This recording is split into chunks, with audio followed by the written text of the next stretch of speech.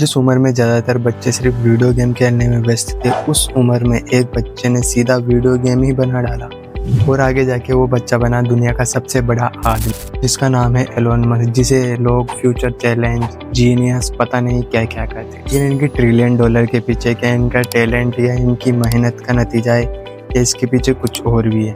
एक बिल्ले हुए बच्चे से जीनियस बनने तक का सफर और स्पेसएक्स, टेस्ला जैसी बड़ी कंपनियां कैसे खड़ी हुई। आइए बात करते हैं एलोन मस्क के बारे में।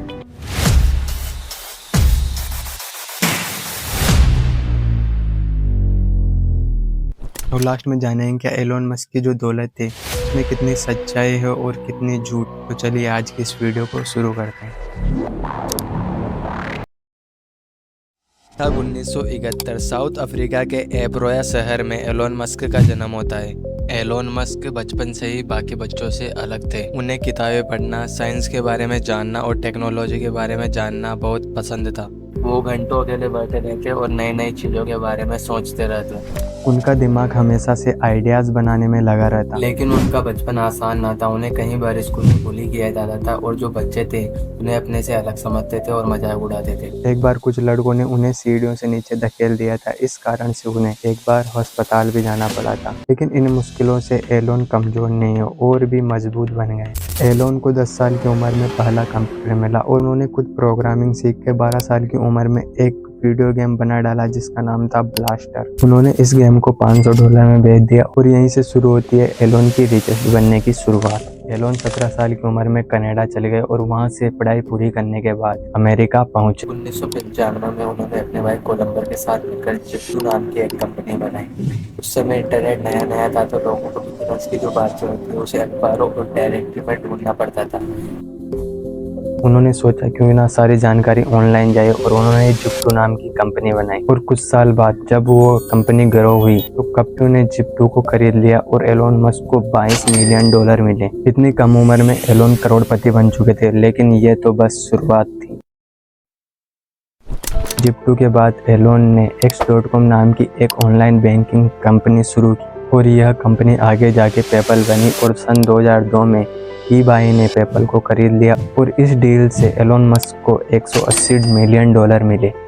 अब एलोन के पास इतना पैसा था कि वो अपनी ज़िंदगी पूरी आराम से जी सके, लेकिन उनका सपना पैसे कमाने का नहीं था और वो एक ऐसी टेक्नोलॉजी बनाना चाहते थे जो पूरी दुनिया को बदल के रख दे। उन्होंने अपनी कमाई का बड़ा हिस्सा 2 कंपनियों में लगा दिया, टेस्ला और स्पेसएक्स। उस समय लोगों को लगता है कि प्राइवेट कंपनियां कभी सफल रॉकेट नहीं बना सकती और इलेक्ट्रिक कार को कोई पसंद नहीं करता। लेकिन एलोन ने इन दोनों क्षेत्रों में बड़ा जोखिम उठाया। उन्होंने स्पेसएक्स की शुरुआत की और उनके जो फर्स्ट के 3 रॉकेट थे वो फेल रहे और जो चौथा रॉकेट था वो सफल रहा। और दूसरी तरफ टेस्ला थी जो वो भी आर्थिक संकट में फंसी हुई थी। 2008 में हालत इतनी बदतर हो गई थी कि एलोन मस्क को अपनी निजी संपत्ति तक बेचना पड़ा।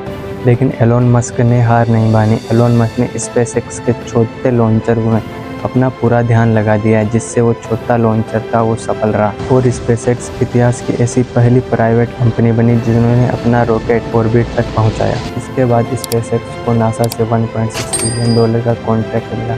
स्पेसएक्स के बाद एलोन मस्क का नाम पूरी दुनिया में फैल गया था, लेकिन उनकी असली पहचान थी वो टेस्ला से। पर लोग इलेक्ट्रिक कार को गंभीरता से नहीं लेते थे।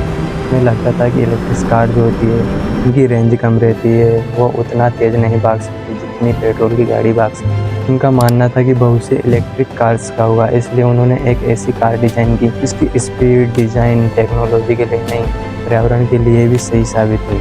सन 2012 में टेस्ला ने मॉडल एस नाम की एक कार लॉन्च की। यह सिर्फ कार नहीं थी, यह एक कंप्यूटरिक व्हीकल्स थी। इसमें टच स्क्रीन, फ्यूचर अपडेट्स और कुछ आधुनिक चीज़ें थी जो दी गई थी। धीरे धीरे टेस्ला की वैल्यू बढ़ती रही और इससे कंपनी की वैल्यूएशन भी बढ़ती रही। दूसरी तरफ स्पेसएक्स ने भी कई सफल मिशन पूरे किए। ग्लोबल रॉकेट्स की टेक्नोलॉजी ने स्पेस इंडस्ट्री को बदल के रख दिया। जहां रॉकेट एक बार इस्तेमाल होने के बाद ख़त्म हो जाता था, वहां स्पेसएक्स ने इसे दोबारा इस्तेमाल करने के लिए एक नई दिशा दी। आज एलोन मस्क का एम्पायर सिर्फ टेस्ला और स्पेसएक्स तक सीमित नहीं है।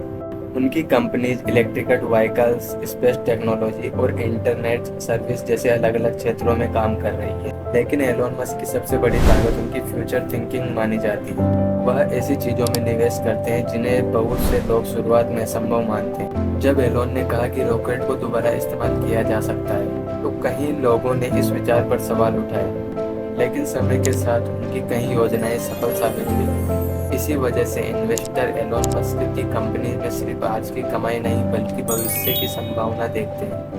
लेकिन अब सबसे बड़ा सवाल आता है, क्या एलोन मस्क की इतनी वेल्थ पूरी तरह वैसी ही है जैसी दिखाई जाती है? क्या उनके पास सच में इतना पैसा कैश के रूप में मौजूद है? The reality of Elon Musk wealth. अब बात करते हैं उस सवाल की जिसका इंतजार आप लोग कर रहे थे। आखिर एलोन मस्क की दौलत का असली सच क्या है? This is what victory feels like.